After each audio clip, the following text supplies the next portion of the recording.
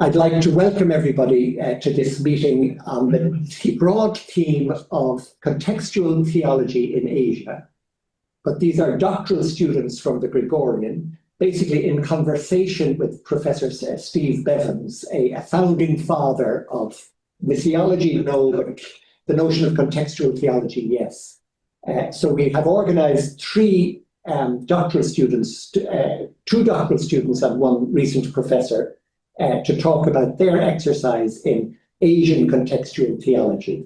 But then we will have a more free-flowing conversation with other doctoral students. So over to Professor Evans. Oh, thank you, Sarah. Thank you, Professor Whalen. Professor Whalen said I should talk 10, 15 minutes, something like that. I hope I can keep myself to that. 20 minutes. Take a look. 20 minutes even. Oh, okay, well, anyway. Anyway, what I hope to talk about, in this presentation is the way I'm going to do it is to talk about the connection between what I consider four of my most important books.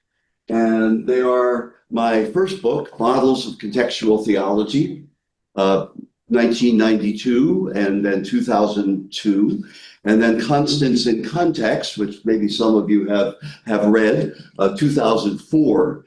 Then my book called An Introduction to Theology in Global Perspective, which was published in 2009. And then a book that was published just last year on the church called Community of Missionary Disciples, The Continuing Creation of the Church. And these are all somehow interconnected in many ways. So I'm going to begin with just a short story about how I got into contextual theology. And there are actually several stories that I could tell, but the main story was I did my licentiate here at the Gregorian in Rome. I finished in 1972. And a long time ago. and I was ordained. I'd been ordained in 1971, and I belonged to a missionary congregation. So I volunteered for and was assigned to the Philippines to teach theology in a diocesan seminary. I arrived in the Philippines, and one of the first people that I met was an SVD priest by the name of Lenny Mercado. And the first thing that Lenny said to me was, well, Steve, have you come here to the Philippines to teach Roman theology or Filipino theology? Well, just like, out of the blue, I didn't know what he was talking about because I thought I knew theology already. I had a licentiate from the Gregorian and, all these great professors at the Gregorian. So it made me think. And I began then to read about Filipino culture, anthropology, what little Filipino theology there was at that time. But it really got me working in contextual theology. The first semester I taught at this diocesan seminary, I held, this very arrogant, I was 28 years old, just come into the country, but I held a seminar on Filipino theology. And that's how I began. But it was that question, that kind of startled me and really sent me on my way. So the origins of my first book, Models of Contextual Theology, it came from two factors. When I was in the Philippines, again, this is a very, very early stage. In fact, they didn't even call it contextual theology. They called it indigenization, or the indigenization of theology. And what I ran across were different ways of talking about it. I remember attending a conference, and some bishop said, Filipino bishop said, well, what I think Filipino theology is, we have to find ways of translating homoousios into Tagalog. No, well, and then there was another wonderful man, a Jesuit at the Jesuit University in Manila, Catalino Arevalo. Maybe you know that name, very famous man. And he was very much influenced by Latin American liberation theology. And so was doing what he called a theology of the signs of the times, you know. And then there was Lenny Mercado himself, who was very much interested in looking at Filipino culture and Filipino languages to see how the culture and the languages, how you could pull a theology out of that. Well, which one was right, you know? And I remember I was teaching a summer school course one day, and I was walking to the chapel for evening mass, and I had a revelation. The revelation is they're all right. They're just different models. You know, they're different ways of looking at this. And so my first articles, I began talking about 5 approaches to the indigenization of theology in the Philippines. You know, and later I changed this idea after Avery Dulles's great book on models of contextual theology. So Thomas, it's wonderful that we're talking about Cardinal Dulles, you know, here in this presentation, and he talked about, you know, his book Models of the Church, and so I took that idea over.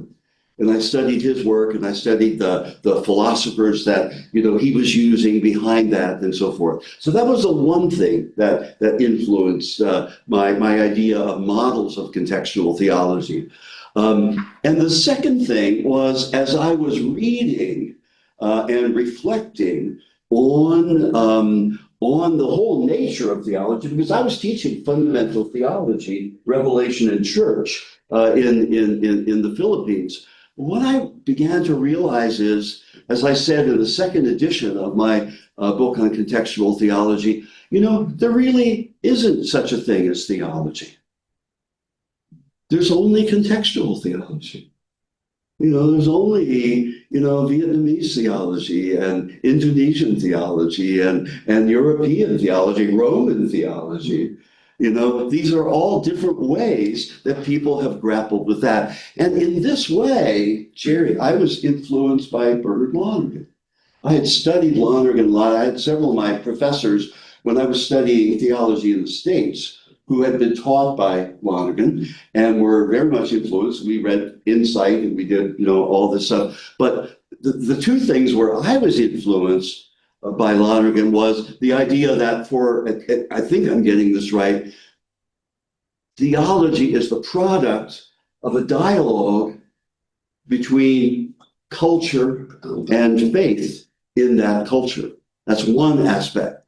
And then the other aspect was his you know, very famous and important idea that culture is not to be understood in terms of classical culture, you know, a normative kind of thing, you know, like Caravaggio and Handel and all that, but rather a more empirical understanding.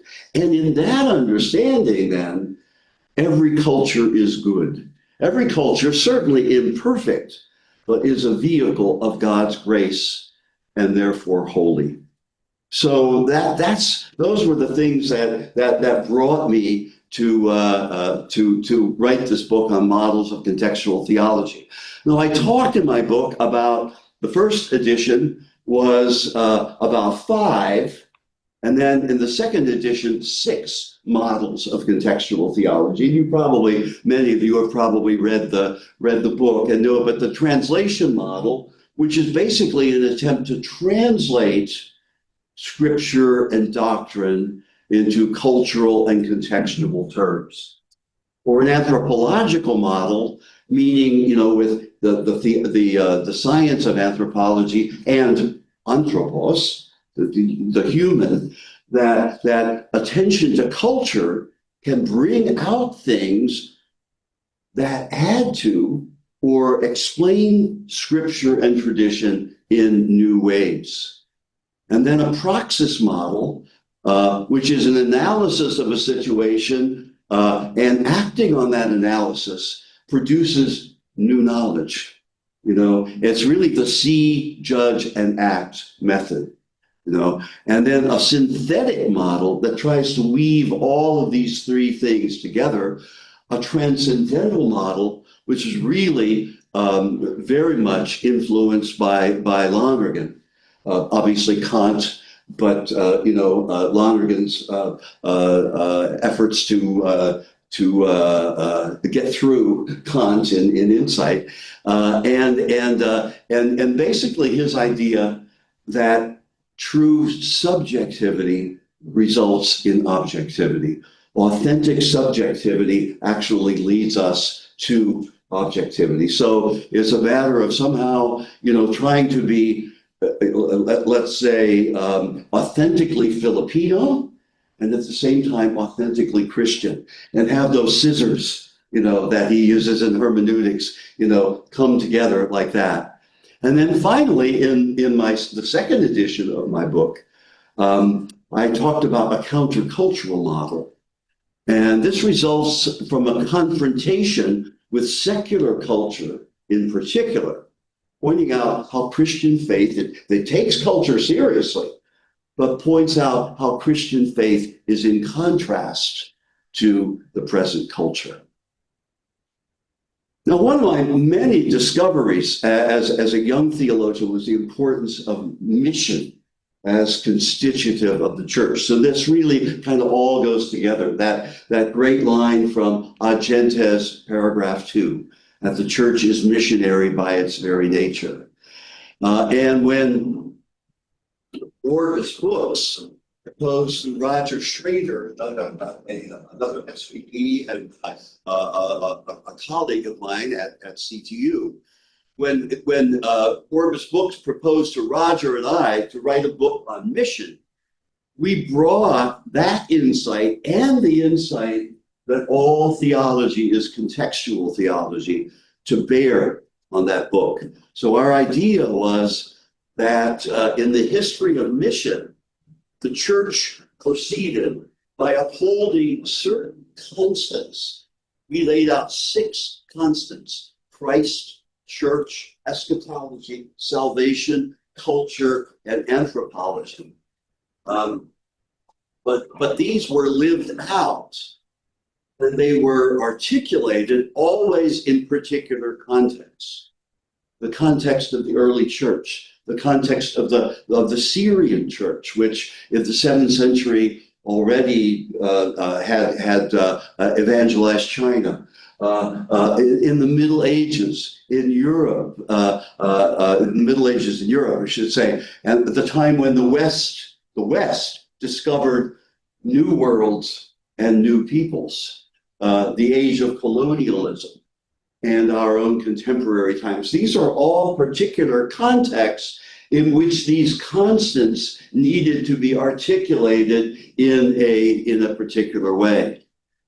And then we said that we do mission as a result of what we call prophetic dialogue. This is something that came out of our SVD tradition, which I later realized, as I did more studies on this, is actually a kind of doing contextual theology, where, very much like synodality, we try as a community in dialogue to discern how we can be prophetic in our mission. And so doing mission is another way of doing contextual theology. There's no such thing as just going to a place and plopping down, our faith. We have to listen, we have to discern, we have to already start doing contextual theology to make any sense, in a missionary situation. And then in about 2007, I began writing my book on Introduction to Theology. And it was a book that tried to talk about the nature of theology as trying to interpret the human experience of revelation. And this is actually what the scriptures had done, and actually the doctrinal tradition. These are all contextual theologies. Scripture is a library of contextual theologies. Our tradition, the whole idea of homoousios comes out of a particular context. Transubstantiation comes out of a particular context. Papal infallibility comes out of a particular context. So I was trying to talk about, the nature of theology as basically contextual. And I ended the book with about a 100-page survey of the history of theology, trying to show how all good theology has always been done in this way. Thomas Aquinas was a contextual theologian working with this new stuff, of the newly rediscovered Aristotle, that was translated from the Arabic into Latin, which had been translated from the Greek, into Arabic. And so, my colleague at CTU, the great theologian Robert Schreiger, always talked about the fact that the history of theology is really a history of local theologies. Or I would say is a history of contextual theologies. And in a way, I think this book in the introduction to theology is a kind of a prequel, not a sequel, but a prequel that provided a basis for my contextual theology book. So it's a much longer book, and it tries to lay the grounds for that. Now, my latest book, that's called Community of Missionary Disciples, The Continuing Creation of the Church, I think is a kind of a prequel to Constance in Context. It's the ecclesiological foundation of mission. It tries to talk about the missionary nature of the church. It's a systematic theology, but also a missiology. Try to put these two together. And one of the premises of the book is that the church has never been founded completely. It's never complete. The foundation of the church is Jesus Christ. But the church is constantly created by the Spirit that leads us into new cultures, new situations, new ages, and so forth. And so the church is always changing, and always needs to change if it is to be true to its Christological foundation. So what I've realized toward the end now of my theological career, I turned 80 this year, is that I've developed my theology around three ideas: mission, contextual theology, and this idea of prophetic dialogue, which I see as very, very close to synodality. It's interesting, several years ago, the Vietnamese American theologian Peter Phan and a Protestant theologian, a friend of mine by the name of Dale Irvin, did me the honor of editing a Festschrift. And the title of the Festschrift was Christian Mission, Contextual Theology, and Prophetic Dialogue. So it all started, I think, with that question when I arrived in the Philippines. Was I going to teach Roman theology or Filipino theology? I'm not sure if I did either very well at that stage. But and I think that Lonergan was not there at every step of the way. But I think his idea of theology, of culture, and historicity was something that I look back really guided me along the way. So that's it. I hope this helps to Sure. set the stage for our conversations, and I look forward now to hearing from all of you. Thank you so much, Stephen. I know that we have loads of questions from our group here already, but we have structured our talk so that we have these three student. They're not responses; they're student accounts of exercises in doing contextual theology in Asia. So I may first introduce our Professor Thomas Cristiano, Thomas is a professor in the Catholic University of Parahyangan in Bandung, Indonesia. He did his doctorate here on the topic of historicity, objectivity, and the church.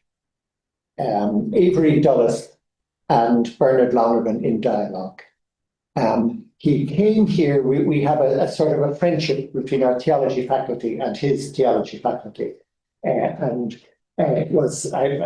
me say openly, I'm embarrassed. He came offering a course on Asian contextual theology, which we did not start because we didn't have enough students for it. So he has been here as a fellow with us doing other things, a variety of other things.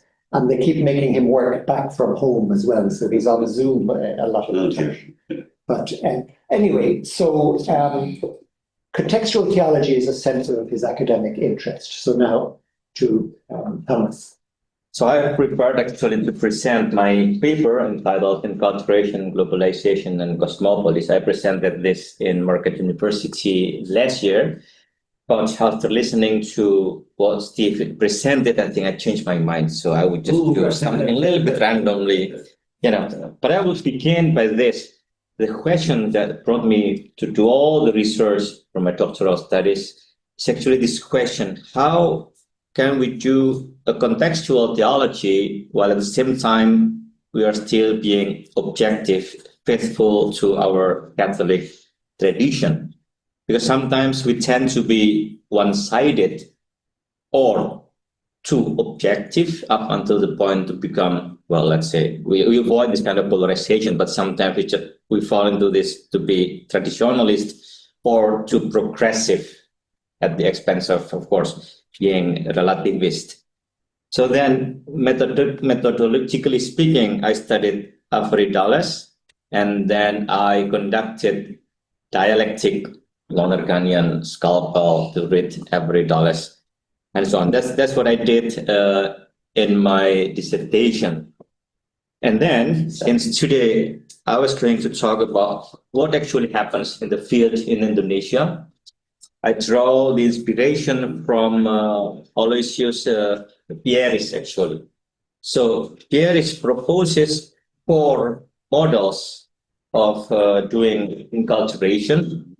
The Latin model, the first model, incarnation in a non-Christian culture.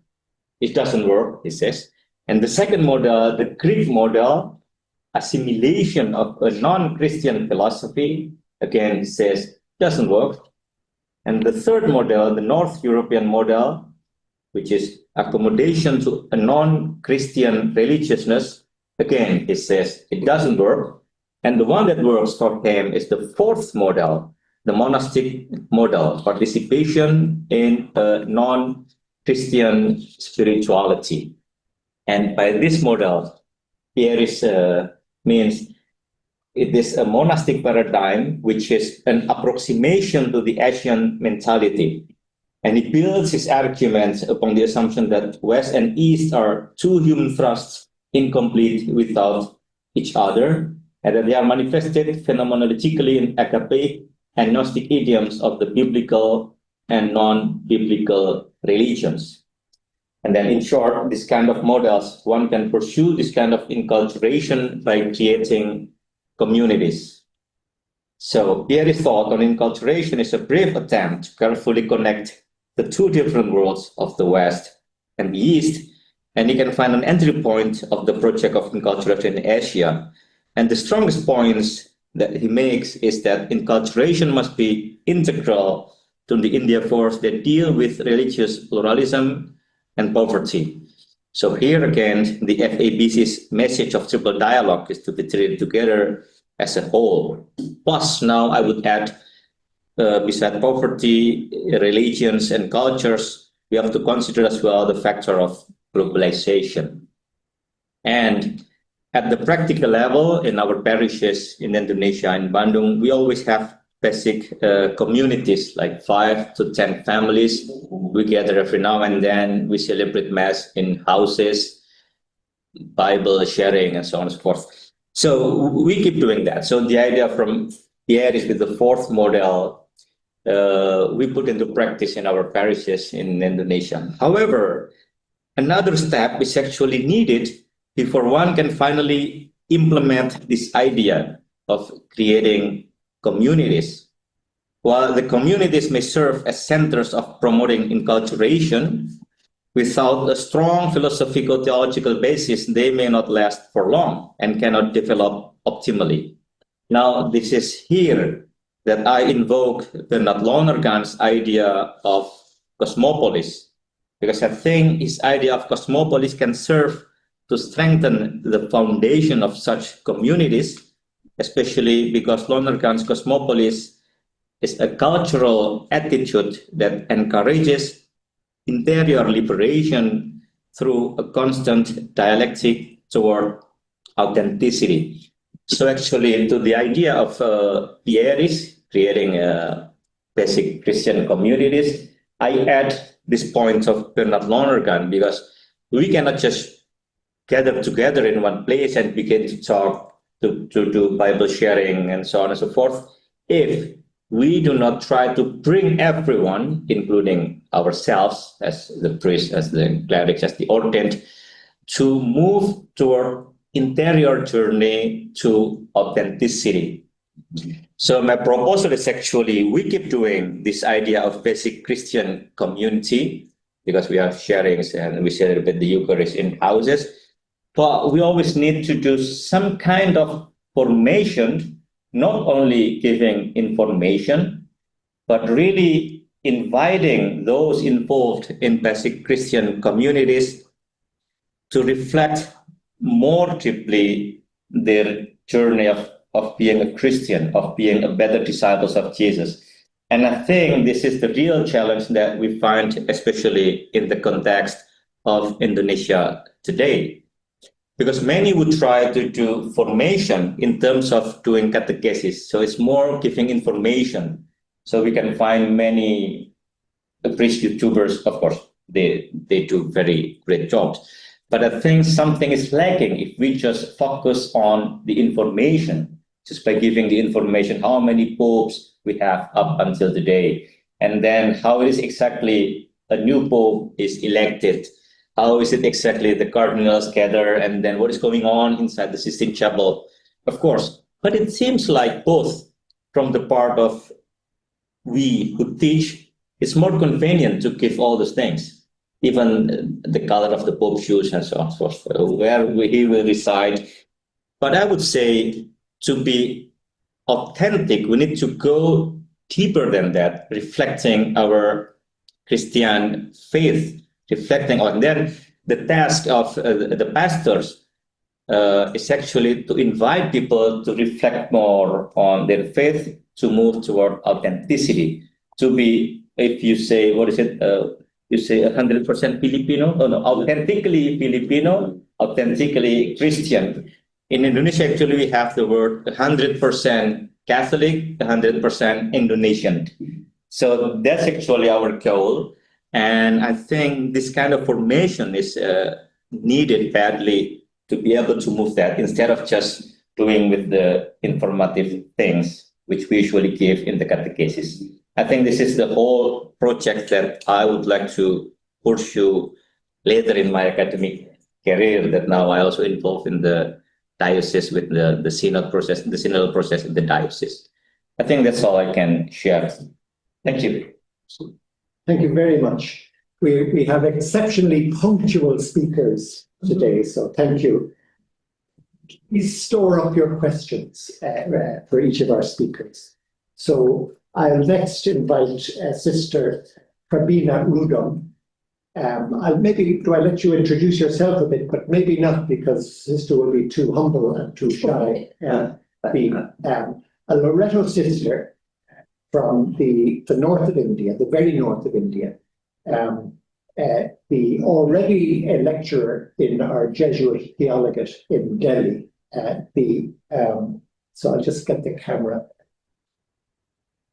Do more than one thing at a time is a challenge for me. Working, as she sort of apologetically said to me, Well, I'm sorry, Father, but you know, coming from India, theology for us is always contextual theology. And by implication, she was saying, we know that that's not what you in the Gregorian consider real theology, but you'll have to accept that we do it like that. And I'm obliged because I'm going back to India. But she's working in the dogmatic theology department, and she's working on an Indian theologian, Felix Wilfrid, who's certainly a contextual theologian. There's a confusion of vocabulary sometimes. He calls himself a public theologian.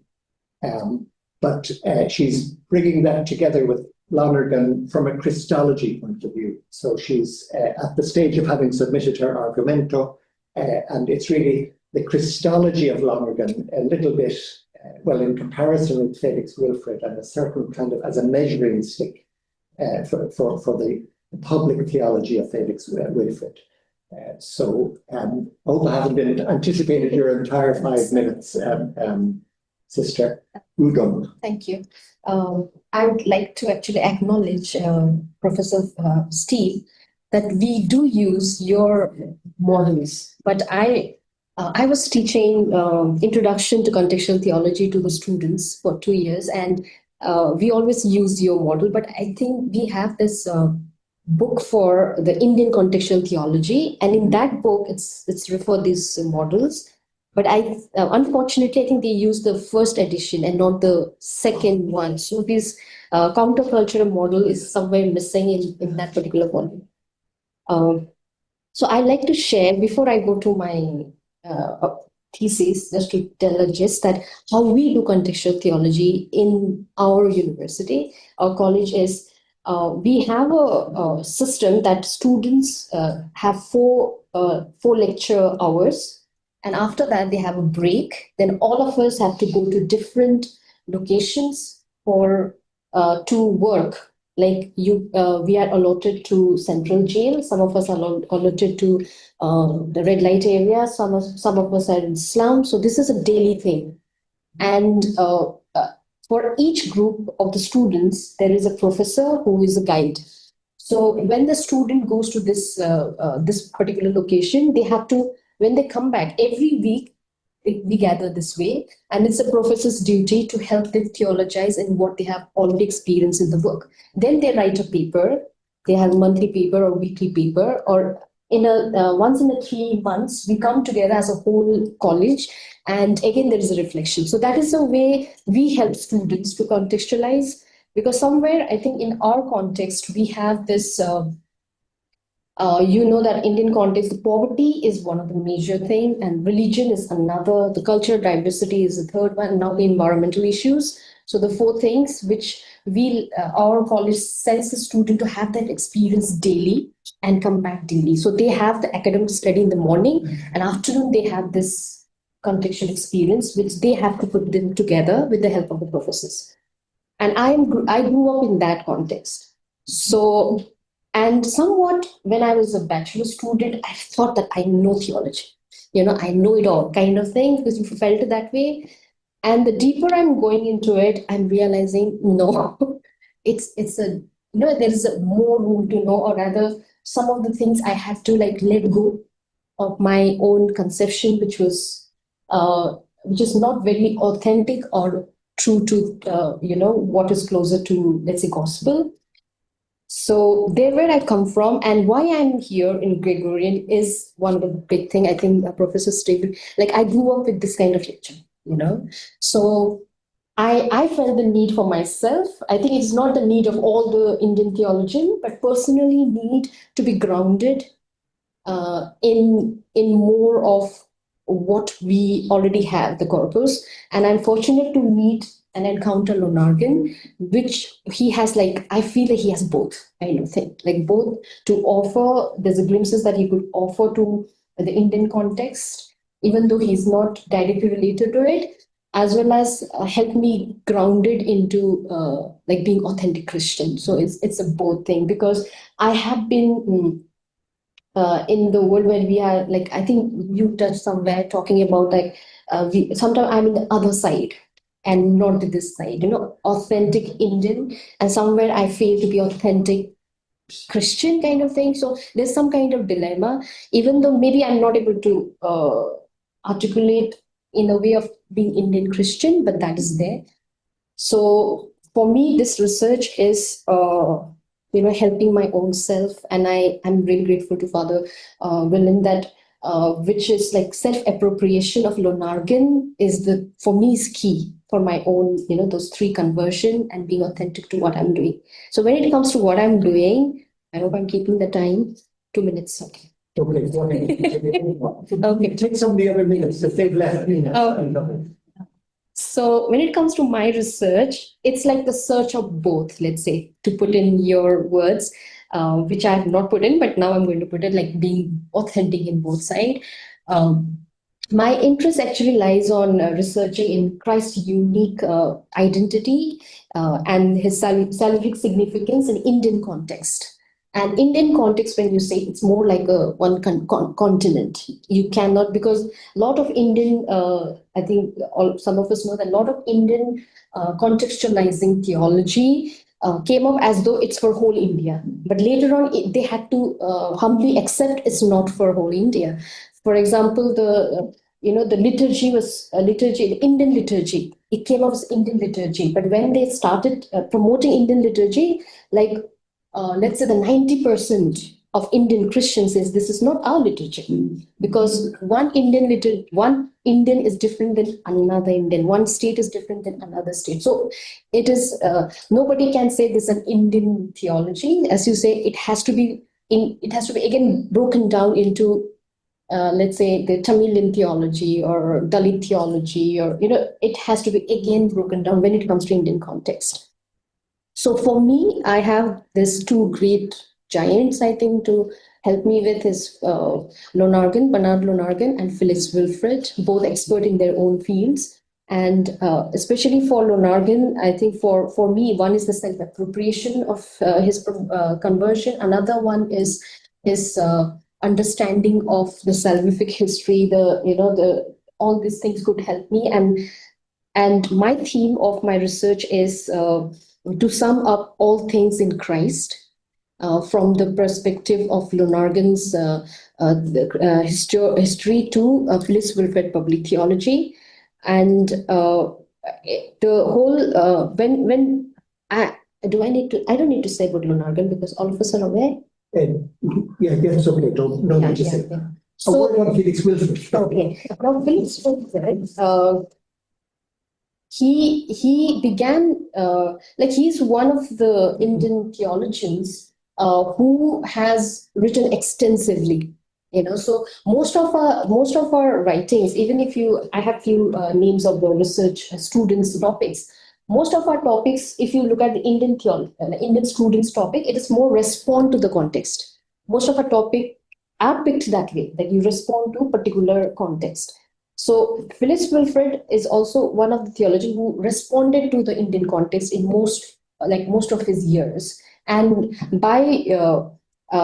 but on the way, he has shifted from contextual theology to public theology, which is a lot of Indian theologians have criticized on his shift, and they have also said it's even public theology will come under contextual theology. I think you would say that. So, but Felix Wilfred wants to makes a distinction in some of his writing, like contextual theology is this, and the public theology is this. Even though the clarity level, I think, can be questioned, but however, his later writings have more of public theology. According to him, the response to the Indian context is public theology, then the contextual theology.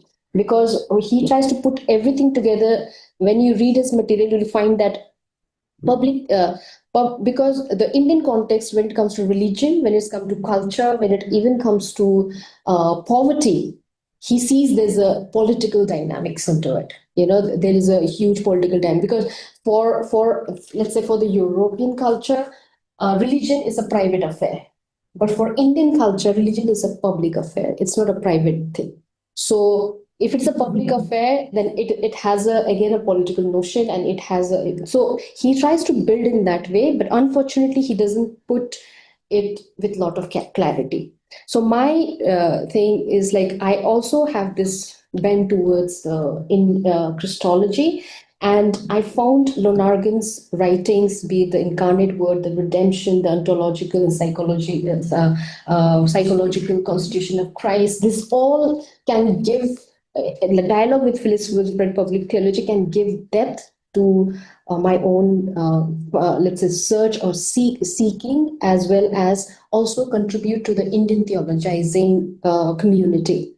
So that's my hope, and I'm in a very, very initial stage, but that's what I'm hoping for my future research, and also for our whole Indian theological community.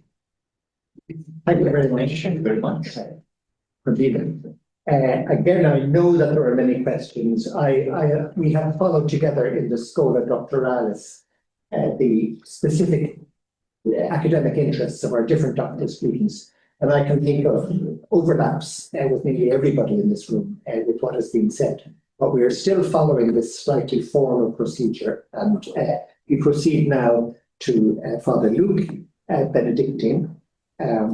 If I may say, Father Luke, just a word that Father Luke is from Taiwan, was not a Christian, converted to Christianity as a university student, a student of Taiwanese liturgy, but doing quite a bit of European literature. Oh, sorry, liturgy. I meant literature, Taiwanese literature, language literature. But he encountered quite a bit of European literature, and basically converted to Christianity because he felt there was something behind European literature and culture that he decided was of Jesus Christ. Now, that's not exactly what you're going to be speaking about, but it's just such a fascinating background. Well, anyway, having put in that teaser about Father Luke, over to you about what your doctoral project is. Yes. So my project, the title of my project would be Contextual Theology of the Presbyterian Church in Taiwan, quotation 1971 to 2000, and from the perspective of triple dialogue of the FABC. So I want to discuss from triple dialogue to analyze the PCT's contextual theology. So let me explain the FABC first. So FABC was founded.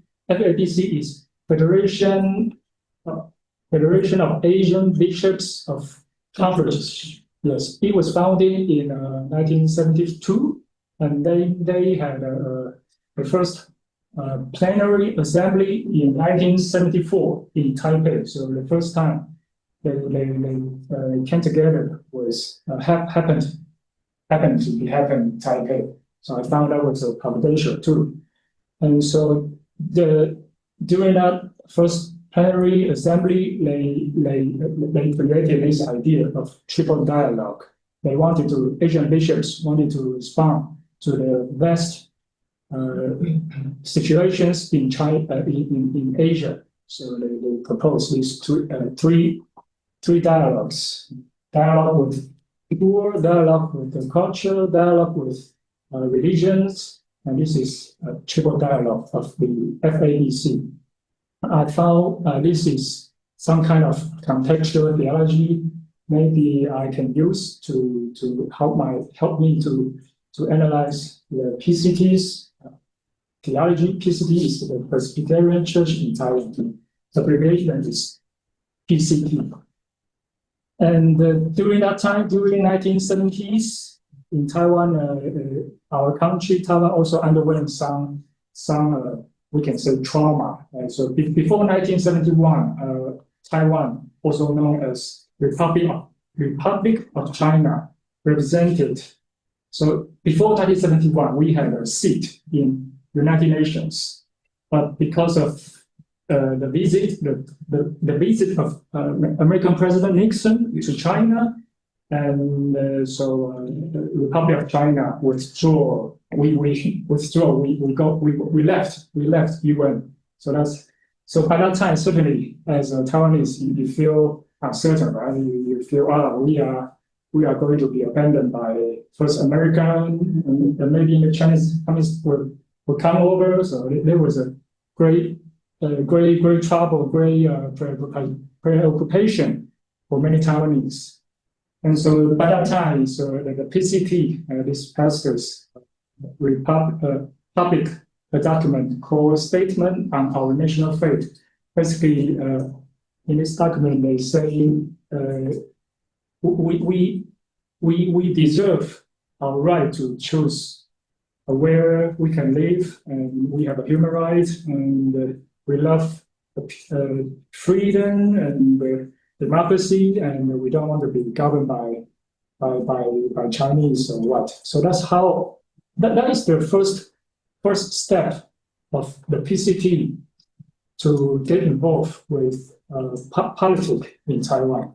And I took it as a step of contextual theology, because before that, religion in Taiwan were always quiet, because Taiwan by that time was ruled by an authoritarian regime, so just basically like China today. So we don't talk about many sensitive issues, including talking bad about governments regarding us sensitive issues. But so that's how I got to notice that the PCT had different approaches to politic things or social justice with different Christian denominations and Catholic Church in Taiwan. So basically, at that time, only the PCT stood up to say things like this. The other Christians, including Catholic Church, didn't say many things about this. And I think that had something to do with their history, because basically Christianity, including Catholic Church, we basically after 1979, after we lost civil war to China, so many Christian pastors and Catholic priests came to Taiwan. So basically, after that, Taiwan began to grow. These Christian dominations began to grow. But on the other hand, the PCT set foot beforehand. So even before these Chinese came to Taiwan, they already set foot in Taiwan. So I think that's why they have a strong or more sensitive to Taiwanese identity. So that's how maybe they had different actions to politics.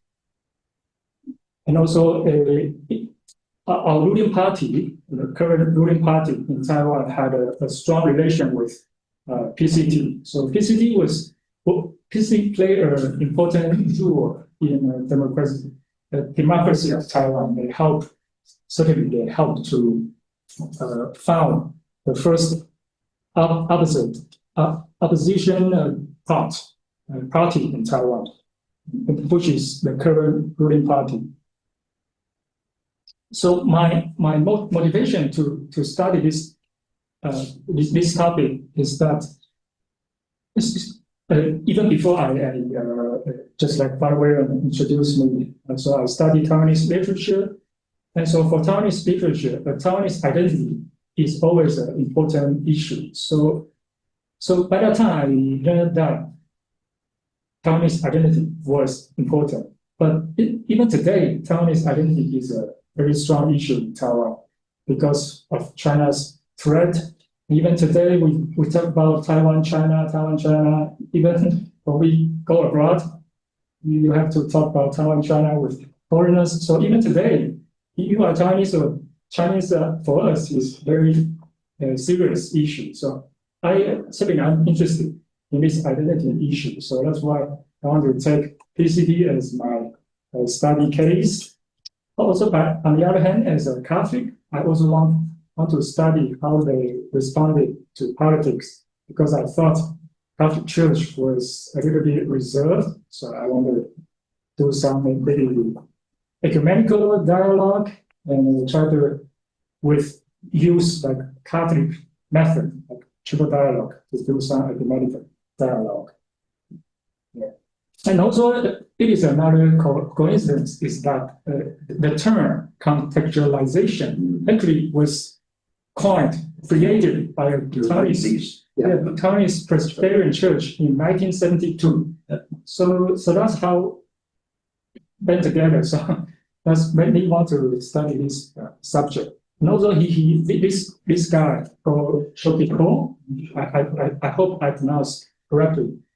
He noticed that indigenation, right? This word indigenation, this concept is not enough, because indigenation means a little bit in the past and static, and you want to propose another idea, contextual theology, to look forward to future and to have some dynamic interaction with the situation, with context. So that's how he proposed this word, contextualization. And I hope my study can give can have some impact to give some ideas for the other places contextual theology, because Taiwan is a contextual, so maybe we can help each other, maybe for Japan, China, Indonesia, India, and yes, and certainly also because we know FABC does not include China as a member, so maybe, but Taiwan, China, we are in some sense Chinese, so maybe we can help, we can bring our experience to help China, since they are absent in FABC. So that's my hope. And I will do some, I will introduce some Presbyterian theologians in my study, like Song Chen-Sheng. He had a third eye theology. The first eye is European eye, the second eye is Asian eye. The third eye is try to do some connection. And also the other guys are doing Taiwan homeland theology. And also another guy is doing theology of identification. They are Presbyterian theologians.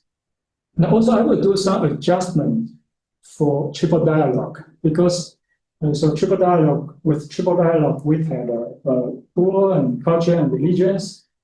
But I might change the dialogue with poor to dialogue with identity, because by 1970s, Taiwan economically was growing, so dialogue with the poor was not very urgent in our context.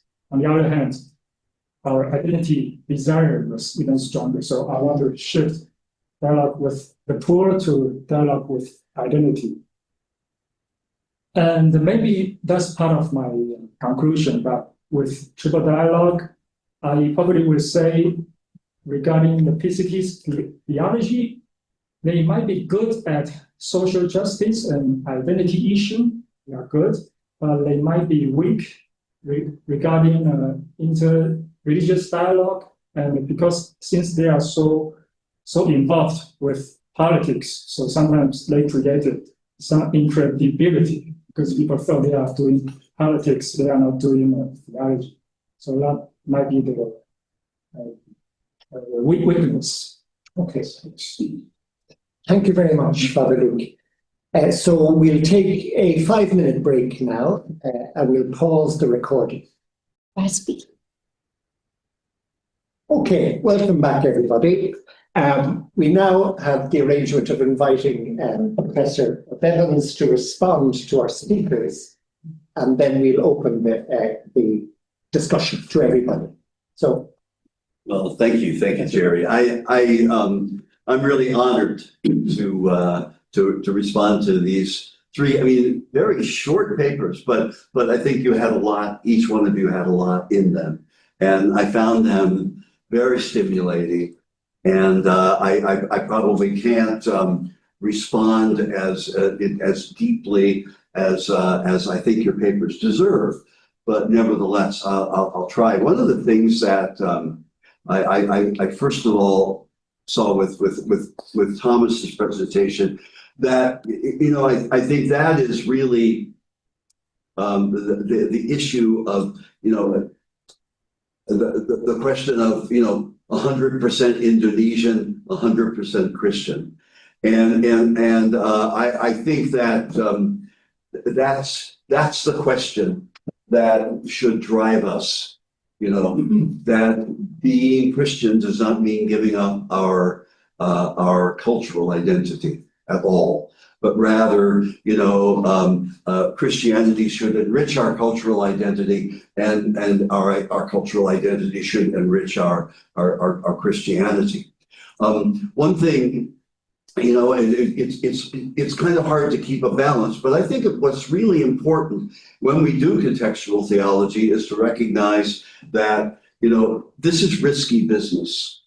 This is in some ways dangerous, you know, because you're playing with the tradition, you know, and you don't want to betray the tradition. On the other hand, if you don't risk, you, as Pope Francis says, you never get anywhere, you know. And so I think that's so important. I love I don't know if you know the Protestant theologian, Scottish theologian by the name of Andrew Walls. He's a wonderful church historian. He hasn't written a lot, but he mostly his experience was in Africa. I don't remember, it was in West Africa, but I don't remember the country right off the top of my head. But one of the things, he has an essay where he talks about how risky it was at Nicaea to use a term out of Greek philosophy, and actually one that had been condemned for heresy. You know, and he says this is the whole point of trying to be contextual. You know, we have to learn to risk. We have to be humble. You know, we can't say, well, we know because we're Indonesian or Filipino or Vietnamese or Ghanaian or whatever. We know, you know, what Christianity should be. No, it's always a dialogue and so forth. But the risk is really important.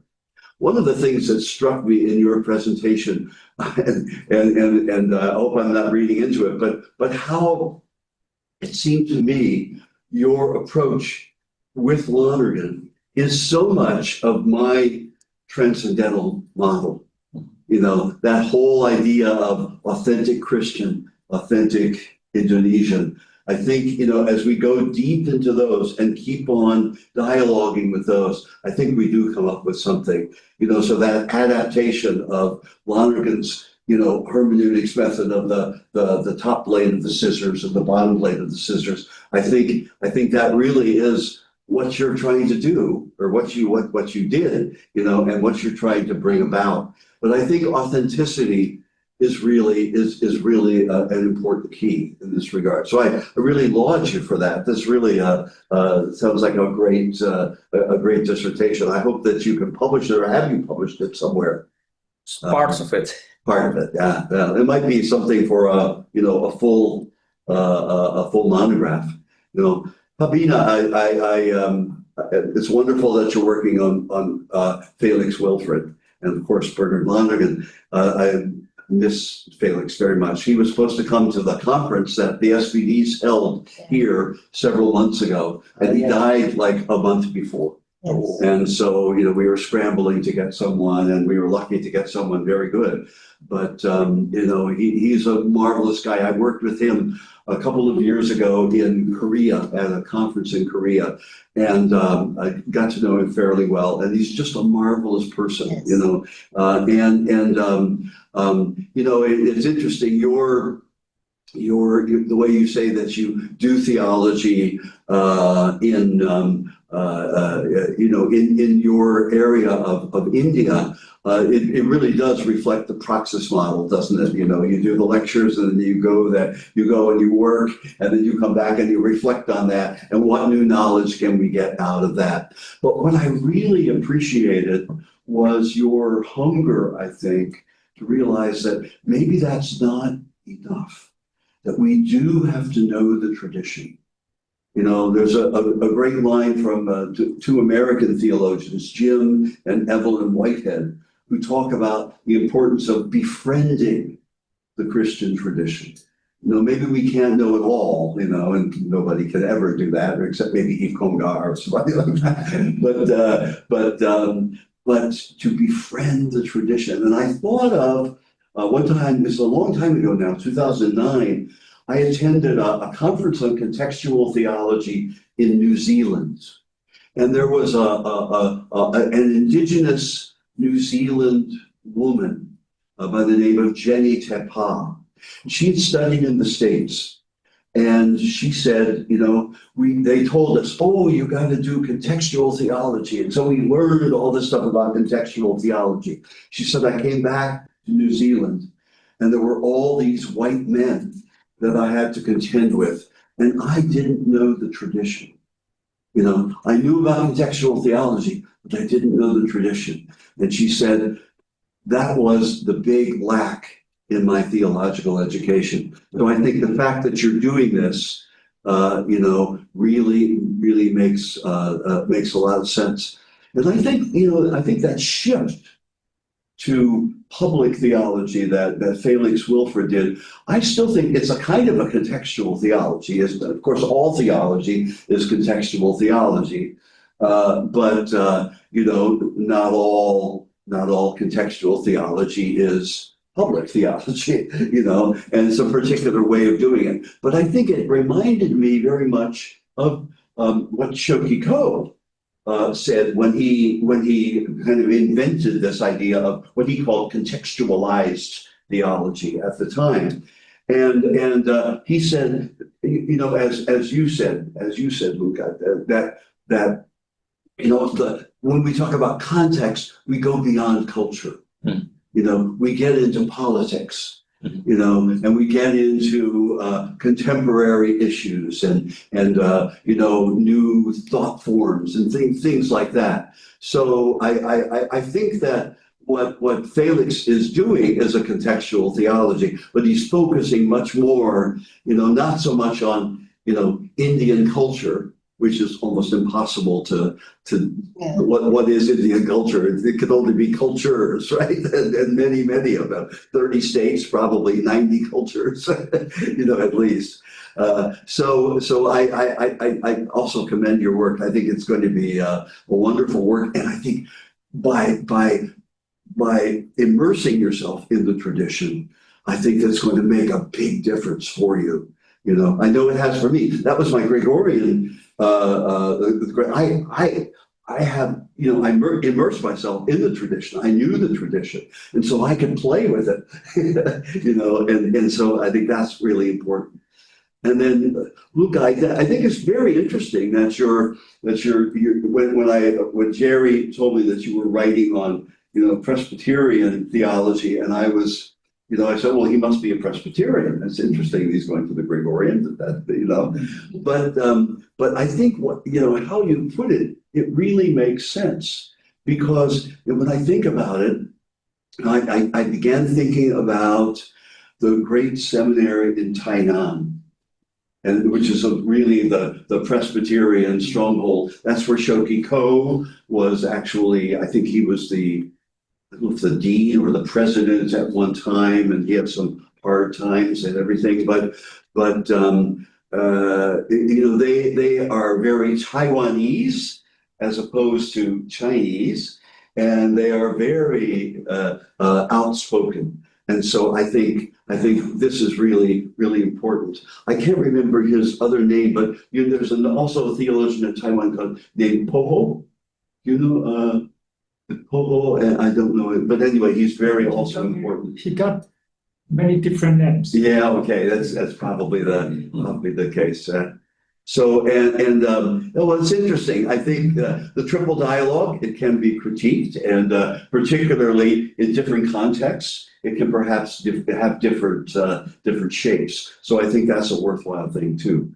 So thank you, all three of you. I mean, really, as I say, I hope some of my remarks, grappled with your work, but I really wish you the best in all of this, and I think these will be 3 marvelous dissertations. So thank you for sharing that. Thank you. Good. If there's nothing urgent coming back from the 3, I open the floor now. We do have other Asian theologians here. We have non-Asian theologians, so floor is open, including online. One here, basically. Definitely not Asian. Good. I'm their neighbor. I can swim across from our Kenyan coast to about the models. If I'm yet to get deep into them, but I see the anthropological aspect cuts across.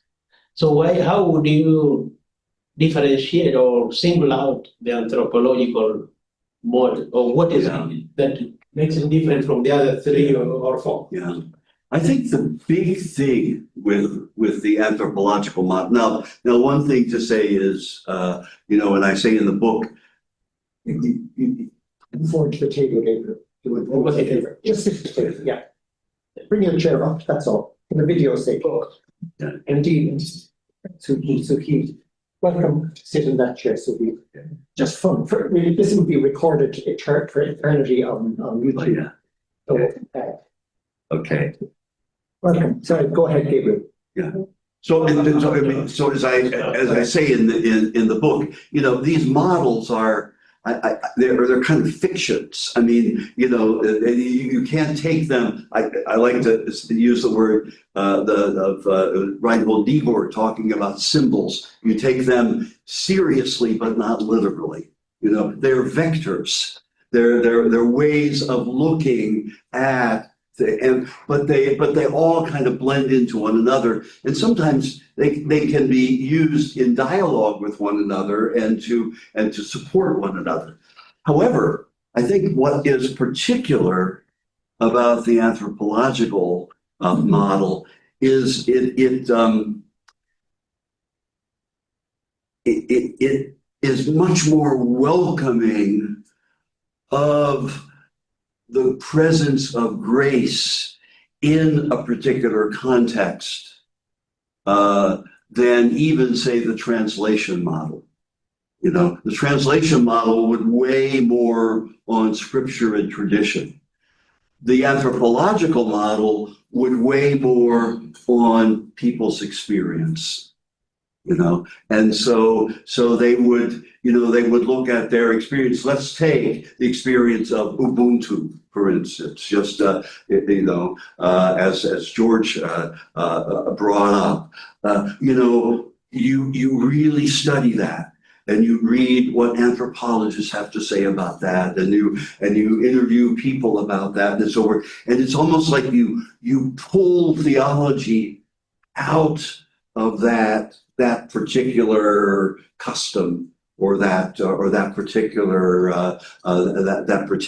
idea, So and then you somehow correlate it with scripture and tradition, and so it might actually, we might find like deeper understandings of already how we understand theology. I'm thinking with Ubuntu, how does Ubuntu help us understand the image of the church as a people of God? How might it help us understand more deeply the whole process of synodality? So the African church can help, certainly help the African church deepen its understanding and root it in its own experience, but it maybe even can help other churches and other contexts as well. Does that help? Very, very helpful. Okay, Very thank you. 2 words on your project. He's not an Ubuntu man, he's an East Africa man. Okay, right, exactly. And he's very early, he doesn't have a project yet. East Africa, where did you said before? But From Western Kenya. Western Kenya, okay. So that means I'm more theology. I'm not a Bantu. I'm very good. Okay, all right. Okay, I'm also trying to. I also want to I also want to relate the faith to my own context of Western Kenya. Uh-huh. What is it in our anthropology that Yeah, corresponds to Yeah. the Christian faith? yeah, Mm. yeah, right. So something like that. Uh-huh. Good. So Yeah. the same thing called context, So, context and culture. yeah, so and that's the anthropological model might be, I always feel like in places like Africa, where African culture has been so disparaged, by the colonial masters and so forth. And it's what's the man's name? He's from Cameroon. A famous theologian. Anyway, he talks about the anthropological poverty. Then No, it's not in vain. Ella? No, it's Ella. Ilah. Yeah, exactly. Ilah. Yeah, and so he talks about the anthropological poverty of Africa because their cultures have been so disparaged. And I think the anthropological model says no. Let's seek the treasure of the gospel that's already in the culture, and then it will help us understand the gospel better, and perhaps even bring something new to our understanding of Christianity and Christ, that we never saw before. So, thank you. Anybody else? I want to do questions. So I know. introduce yourself, Suhi. Suhi, no, you. Yeah. Video doesn't know who you are. Okay. I know che oggi contesto in Asia, in various religious, traditional religious, Confucian, Buddhism, yes, and Hinduism. It's very, very variety, questo traditional religious. How much importance this dialogue religious for context dialogue for in theology context? It's very, I think it is very important. Yeah. But I don't know how much important for dialogue religious in the theology context. In Asia is very important. I think it's that in Korea, theology Minjung. Yes. Yes. But I don't agree with this theology because the theology, Protestant theology, is different to Catholicism.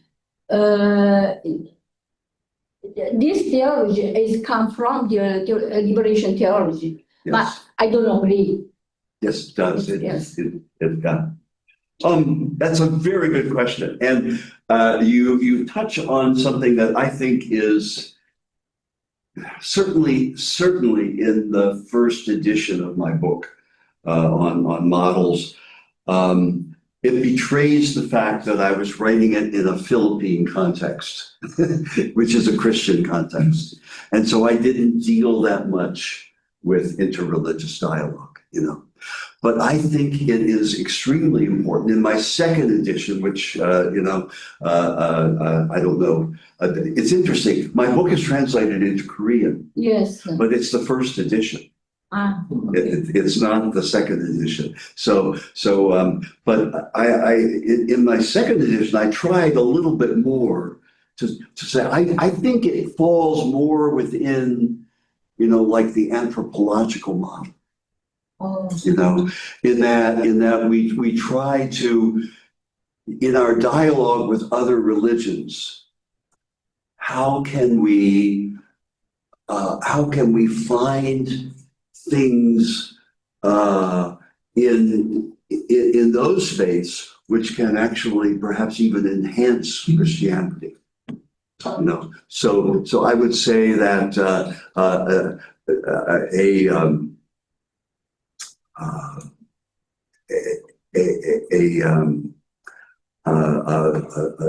an approach to a dialogue with other religions is key, and maybe you know, maybe some of my models don't fully capture that. I think maybe better, you know, in this direction might be the method of what's called comparative theology. So Francis X. Clooney. In missiology department, specialization, they're very familiar with that. Yeah, and that's, you know, you remain a Christian, but you really try to pass over into another, you know, into other texts, into another religion, and then, you know, kind of come back and see how that has shaped your Christianity. That's a contextual theology as well. You know, I talk about that in another article that I wrote, actually for a Festschrift for Peter Phan. And I wrote a thing about, I expanded the idea of, you know, it's called doing theology in a global world. You know, and so I use other ways more than just the contextual models. I talk about the comparative theology model as well. But that might be a better way to go than, you know, to look at my models. And although the anthropological model, I think, would be the door to enter there. Yeah, thank you. Yeah. Welcome. Anche gli italiani sono ben. Sì, capisco molto. Anche una questione in italiano accettabile. I want to do a question to Professor. It's very interesting your presentation about contextual theology, and I'm asking if this contextual theology is only synchronic or also diachronic too, because I think contextual culture change in the time, so it's very important to understand what is in ancient church, actually in church is very, very important.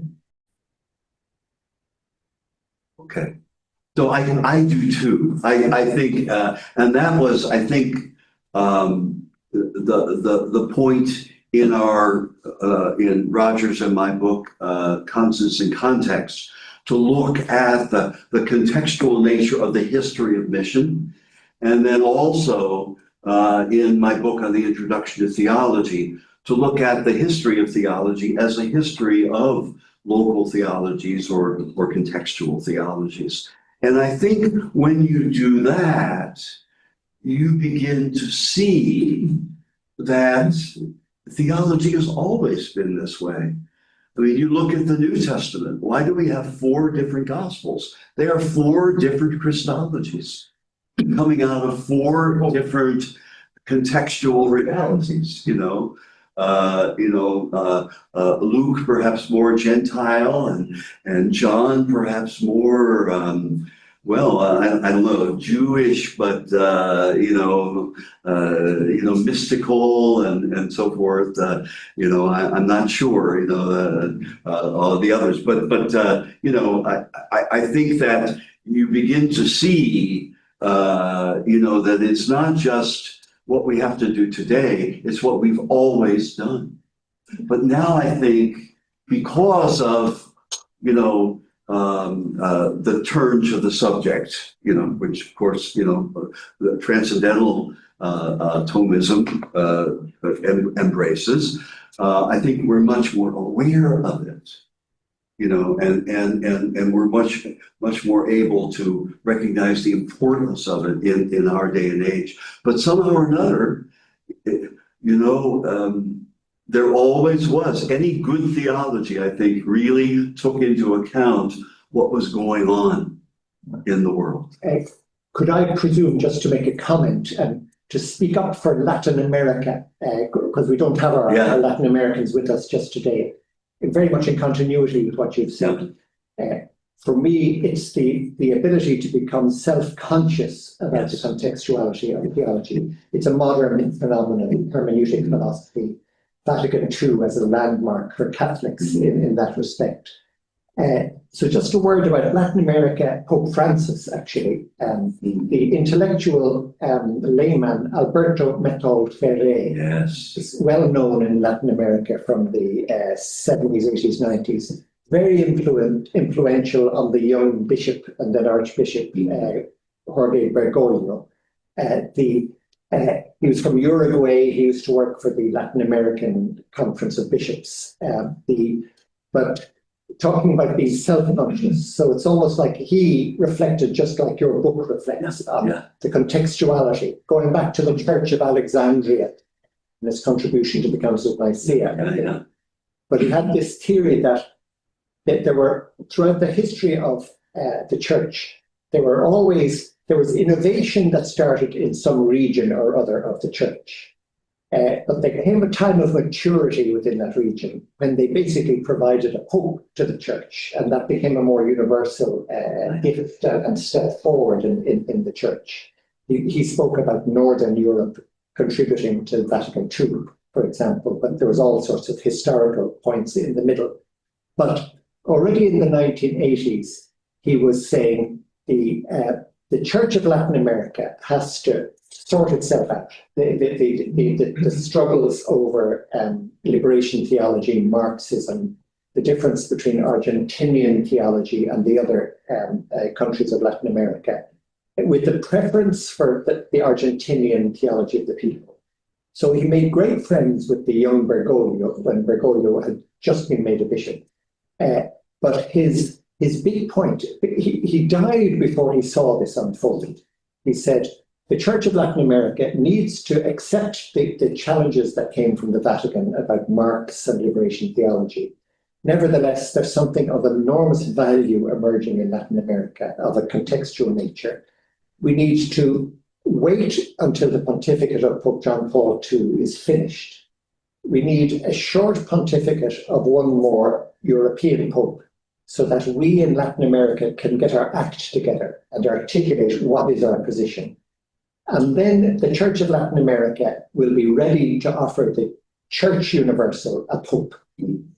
And as the Americans say, that was the playbook followed exactly that pattern with the election of Pope Francis after Metol Ferrer was already dead.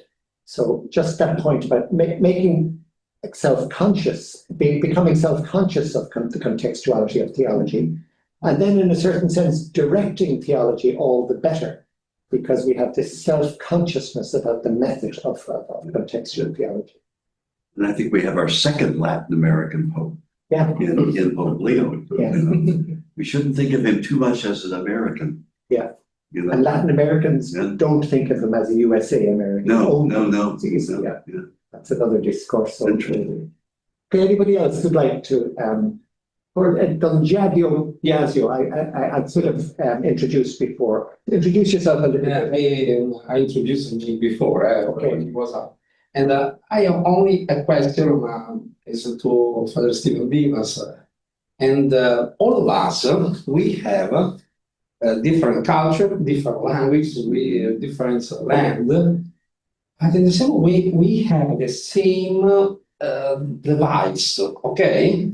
Father Stephen are using a laptop, a smartphone technology. A big part of chip came from Taiwan. And we are living now in a particular scientific technological culture, okay? And this type of culture is transversal, okay? We are living together in different parts of the world. We are living in this culture. The question is, there are particular model, perspective for sustain this, the effect of this culture in all of us, respect to this ecclesiological and also anthropological development. Because I think we can communicate with Africa, with Asia, with Rome, with the same device, with the same app, And I think this is important also for the future, for sustain not only the wonderful diversity in the church, the historicity of the church, but also new pathway for to find also a partner base of connection of all of us that can help all of us to find also some point of connection, okay, where we can find the same level of culture in which we are living today. I think that, you know, we have a chance today to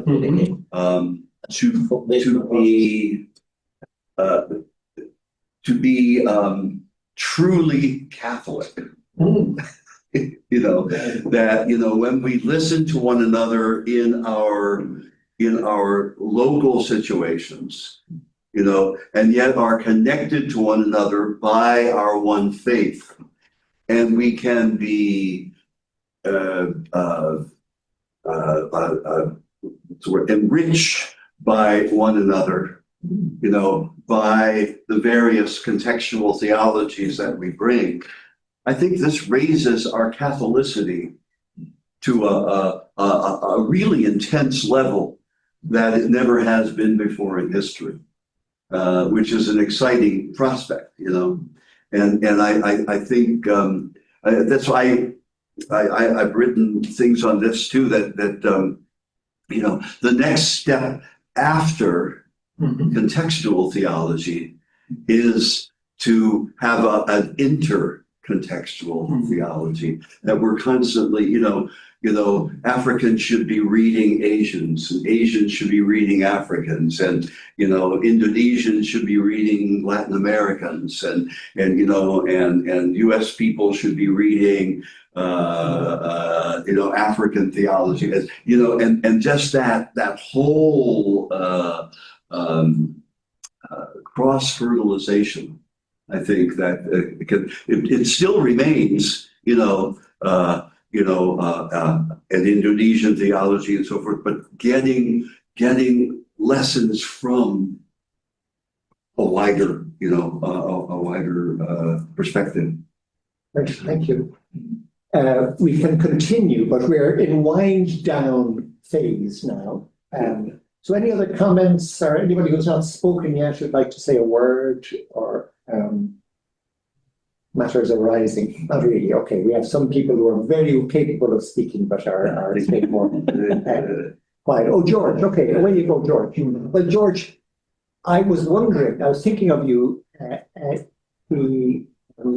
what Stephen is just saying is very related to what Robert Doran says about world cultural humanity. I don't know, is that on your mind as you are going to speak? Over to you, George. Yes, thank you very much. I think that what Professor Steve has said is true. That is connected. I can conceive it a little bit. That is connected to the question of world cultural humanity, in the sense that at the point that we have reached, you know, as human beings, in our own historical situatedness and context, we cannot remain separated. And that is why the Ubuntu theology of Desmond Tutu talks about the community, and the community is the human community that is working together towards a better development, integral development as such. So it is related in that sense. I was just thinking, you know, I had some questions.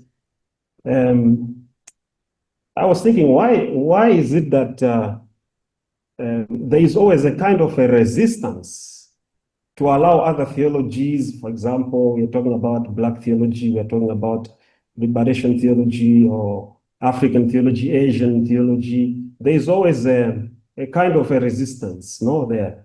And I was remembering now about Bernard Lonergan when he's talking about the difficulty to move from the classicist mentality to the historical mindedness. it seems like to protect a certain type of thinking and culture, people prefer to permanence than change. And change always becomes, when change comes, there's always a resistance against that change. It is because, in a way, it is that resistance in our mentality to change from classicist to historical mindedness, no? According to Lonergan. And so maybe you could help me with this question that I have at the end. I wrote like this, that which method can help us like to engage the risk business of engaging contextual theology, but at the same time remaining faithful to tradition? Which method could help us? Yeah, thank you. Yeah, I mean, I think George, your questions are really appropriate and are really important. And I'm not exactly sure if I could point to one method or the other, but one thing I do think is that,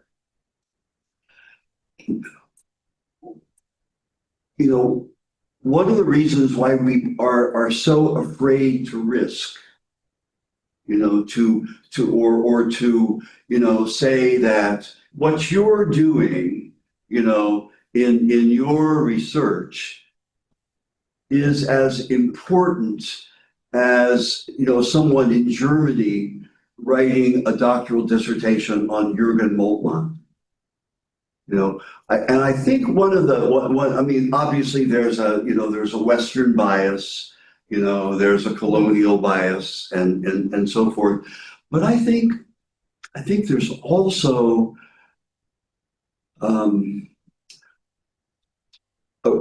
a real sense of not recognizing the mystery that is God. In other words, that, anything we say about God is more untrue than it is true. And that's, that hampers us a lot. But on the other hand, it frees us to play, to play with new images and new ideas, and we try them out, and maybe some of them work, and they are received, by, the magisterium, by the people at large.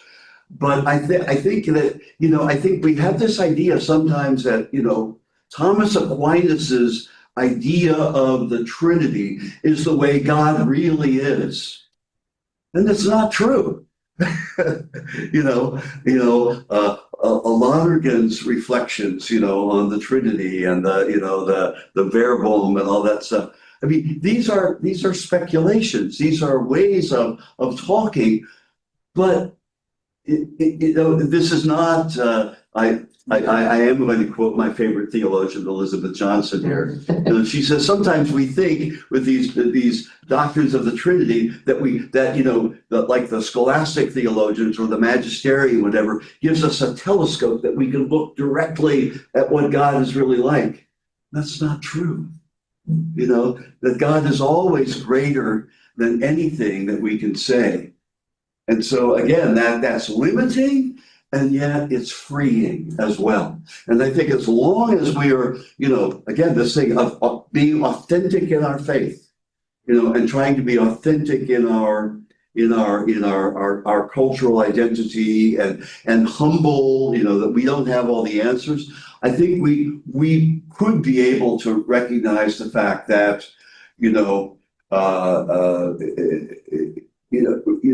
what the three of you are doing, what you're doing, George, and so forth, is just as important a theological research. In fact, maybe even more important, than people just, spinning the wheel on Barth and Bultmann and, the old white guys, the old dead white guys. So anyway. Thank you so much. Well, I think that's the final word. Apple fatism. Thank you so much to Professor Stephen Bevans. Thank you to all of you who have participated. It's been a delight to explore this question of contextual theology, starting from the Asian context, but obviously expanding out. So thank you very much, and well, have a good summer. Bye-bye to everybody. Thank you.